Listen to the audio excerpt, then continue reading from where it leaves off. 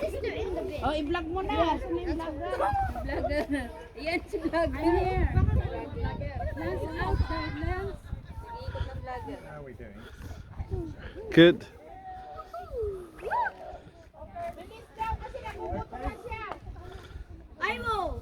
I will come here. I will come.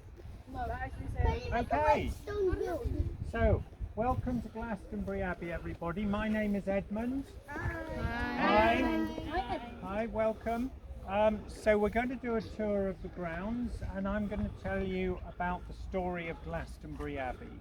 The tour is typically about 35 to 40 minutes long, and it'll be entirely outside in the grounds today, but do have a look in the museum after the tour. Now, we have a 2,000-year story at Glastonbury Abbey, and that story is a mixture of history and legend. And there were two great legends of Glastonbury Abbey which helped make it a top pilgrimage site in Europe. So during the later part of the Abbey's history, so this would be during the Middle Ages and into the Tudor period, Glastonbury Abbey became one of the top pilgrimage sites in Europe, so very, very important place. It was also the wealthiest abbey in England. It owned huge amounts of land, and the church here was very, very rich. So let's go right back to the beginning, the story of Joseph of Arimathea. This takes us back to the time of the Bible, and Joseph was related to Jesus. It was him that claimed the body of Christ after the crucifixion and arranged for his burial.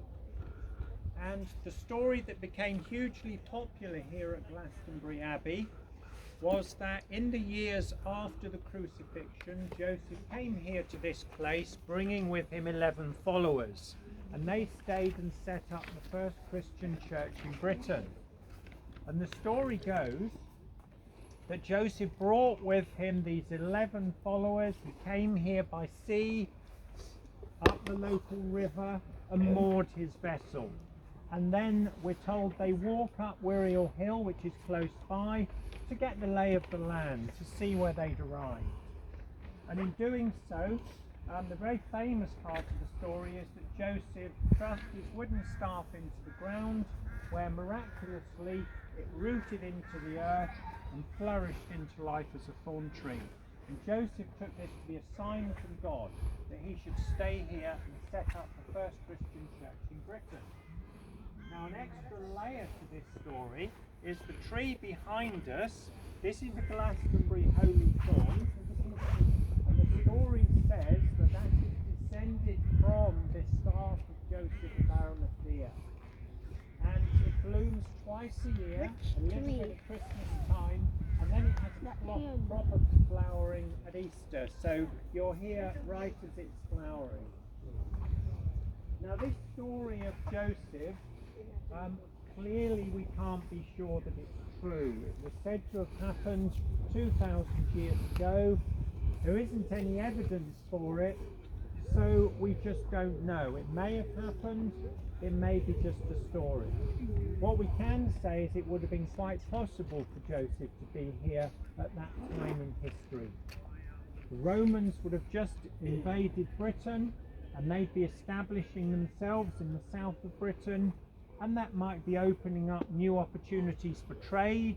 The stories say that Joseph was a metal worker and a trader in metals, and so he could have been here to trade the tin in the southwest of England, and even the lead and the silver being mined on the Mendip Hills close by. Now, the archaeology, that starts quite a bit later. After the Roman period, there's evidence for a few wooden buildings here in the 500s, but we don't know what they were used for. It might well have been an early Christian community. The monks wrote a number of histories of Glastonbury Abbey, and they suggest that some of the early saints came here. So they talk about St Patrick coming here to Glastonbury, St Bridget of Ireland, and also St David of Wales. Now, if they came here, that would have been between about 450 and 550 AD. So perhaps those early buildings really were part of an early Christian community. But the archaeology starts around 700 with a stone church being built here for the first time by an early king of Wessex. And then over the next few hundred years during the Saxon period, the abbey grows, it acquires land, and it steadily becomes more wealthy and more important. Now by the time that the Normans invaded from France in the year 1066, Glastonbury had already become the wealthiest abbey in England. And by that time 3 kings were buried here as well. So it just gives you a sense of how important it was. Now Glastonbury did very, very well during the Norman period. It carried on growing, it became more important, and then there was a big setback. And the problem came in the form of a large fire. Many of the buildings burned down, many buildings damaged. And so the monks really had to start almost again from scratch. And they needed a little bit of outside help. And help came from the king. And at this time in history, it's King Henry II.